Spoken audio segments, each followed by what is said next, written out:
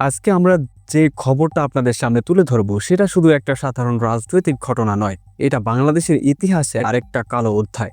নুরুল হক নূর, জুলাই অভ্যুত্থানের সাহসী নেতা, তার উপর যে ভয়াবহ হামলা চালানো হলো তা কোনো সাধারণ মারধর নয়, এটা প্রতিশোধের রাজনীতি, এটা ক্ষমতা লোভী শেখ হাসিনার কুকীর্তি।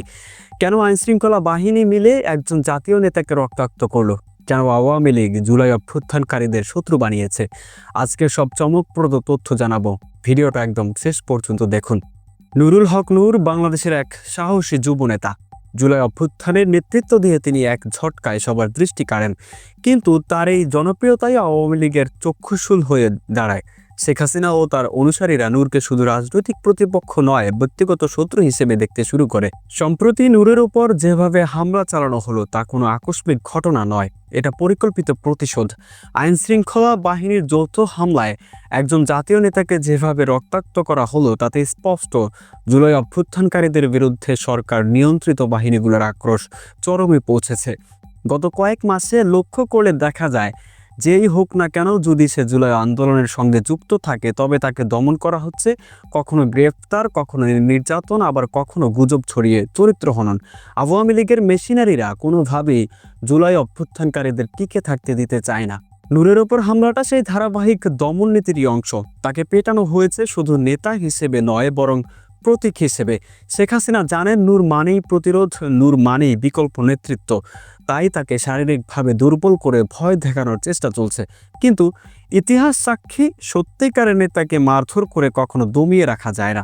গণমাধ্যম ও সামাজিক মাধ্যমে ছড়িয়ে পড়া ভিডিওতে দেখা যায় আইনশৃঙ্খলা বাহিনীর সদস্যরা প্রকাশ্যে নূরকে ঘিরে ধরে বেদম প্রহার করছে। একজন আইনশৃঙ্খলা বাহিনীর সদস্য লম্বা লাঠি দিয়ে বর্ষার মতো খোঁচা মারছে নূরের বুকে ও মুখে। এই দৃশ্য বাংলাদেশের জনগণকে নাড়া দিয়ে গেছে। এমনকি নূর আহত অবস্থায় যখন সিঁড়িতে বসে পড়েন তখনও হামলা থামেনি। লাল গেঞ্জি পরা এক ব্যক্তি পুলিশ বেষ্টনীর ভেতরে দাঁড়িয়ে তাকে নির্মমভাবে পেটাতে থাকেন। প্রশ্ন হলো, পুলিশ সেখানে উপস্থিত থেকেও কেন হামলাকারীকে আটক করেনি? উত্তর একটাই, এটা পরিকল্পিত খেলা।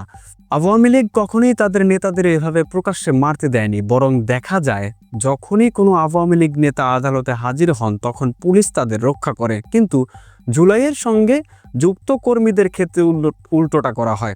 তাদের চুল টেনে তুলে ক্যামেরায় মুখ দেখানো হয় যেন অপমান ছড়িয়ে পড়ে। শুধু নূরই নন, তার সহযোদ্ধা রিয়াদকেও আদালতে নিয়ে গিয়ে প্রকাশ্যে হেনস্থা করা হয়েছিল। পুলিশ ইচ্ছাকৃতভাবে তার মাথার চুল টেনে ধরে মুখ ক্যামেরায় দেখায়। এভাবে জুলাই বিক্রি করে খাস, তোদের লজ্জা করে না ধরনের সংবাদ শিরোনাম বানানো হয়। আওয়ামী লীগের প্রচার যন্ত্রের কাছে এটা একটা খেলার মতো। এটা প্রমাণ করে শেখ হাসিনা শুধু রাজনীতি করছেন না, তিনি প্রতিশোধ নিচ্ছেন জুলাই অভ্যুত্থানের নেতাদের ওপর, যারা তাকে ক্ষমতায় থেকে নামিয়ে দিয়েছে। তার সমর্থকরা এখন বিভিন্ন বাহিনীর ভেতরে ঢুকে এই প্রতিশোধকে বাস্তবে রূপ দিচ্ছে। শেখ হাসিনা শুধু রাজনীতি করছেন না, তিনি প্রতিশোধ নিচ্ছেন জুলাই অভ্যুত্থানের নেতাদের ওপর, যারা তাকে ক্ষমতা থেকে নামিয়ে দিয়েছে। তার সমর্থকরা এখন বিভিন্ন বাহিনীর ভেতর ঢুকে এই প্রতিশোধকে বাস্তবে রূপ দিচ্ছে। জুলাই অভ্যুত্থানের অন্যতম উপদেষ্টা আসিফ মাহমুদকেও ছাড়েনি আওয়ামী লীগ। তার বিরুদ্ধে একের পর এক গুজব ছড়ানো হয়েছে। প্রথমে প্রচার করা হলো আসিফের এপিএস নাকি 400 কোটি টাকা আত্মসাৎ করেছে, কিন্তু সেই টাকার কোনো হদিস নেই। এটি ছিল কেবলমাত্র রাজনৈতিক কুৎসা। এই গুজব ছড়িয়ে সরকার একটা বার্তা দিতে চেয়েছে, জুলাই অভ্যুত্থানকারীরা সবাই দুর্নীতিবাজ। আসল উদ্দেশ্য ছিল জনগণের মনে সন্দেহ তৈরি করা, যাতে আন্দোলনের নেতৃত্ব কলঙ্কিত হয়। সমন্বয়ক শব্দটা কি তারা বিতর্কিত করার চেষ্টা করছে, যেন নেতৃত্বকে সন্দেহজনক মনে হয়। প্রতিদিন গণমাধ্যম ও সোশ্যাল মিডিয়ার মাধ্যমে অভ্যুত্থানকারীদের বিরুদ্ধে নানা চরিত্র হননমূলক প্রচারণা চালানো হচ্ছে। কারো নামে চাঁদাবাজির অভিযোগ, কারো বিরুদ্ধে মিথ্যা দুর্নীতির মামলা। এসব প্রচারণা আওয়ামী লীগের একার কাজ নয়, এতে সরকারি মদত দিচ্ছে সরকারি গোয়েন্দা সংস্থা ও বাহিনী। এদিকে জাতীয় পার্টির কার্যালয় নিয়ে তৈরি হয়েছে সংঘাতের নতুন অধ্যায়। জাতীয় পার্টি গণ অধিকার পরিষদের অফিস রাস্তার দুই পাশে অবস্থিত। এই ভবনটির মালিক ছিলেন চলচ্চিত্র পরিচালক শফি বিক্রমপুরী। পরে মামলার জটিলতা মিটিয়ে ভবনটি কিনে নেয় বিতর্কিত ব্যবসায়ী এস আলম। বর্তমানে ভবনটির মালিক এস আলম হলেও তিনি জাতীয় পার্টিকে ব্যবহার করতে দিয়েছেন। একবার সংসদে জিএম কাদের এস আলমের বিরুদ্ধে বক্তব্য দেওয়ায় ভবন ছেড়ে দিতে চাপও এসেছিল। তবে রাজনৈতিক সুবিধার কারণে সম্পর্ক টিকিয়ে রাখা হয়। জাতীয় পার্টি বহুদিন ধরেই ভারতীয় হাইকমিশন ও গোয়েন্দা সংস্থার ছায়ায় পরিচালিত হচ্ছে। শুক্রবার বিকেলে পূর্ব ঘোষিত কর্মসূচির অংশ হিসেবে গণ অধিকার পরিষদের নেতারা মিছিল নিয়ে বিজয়নগর হয়ে পল্টনের দিকে যাচ্ছিলেন।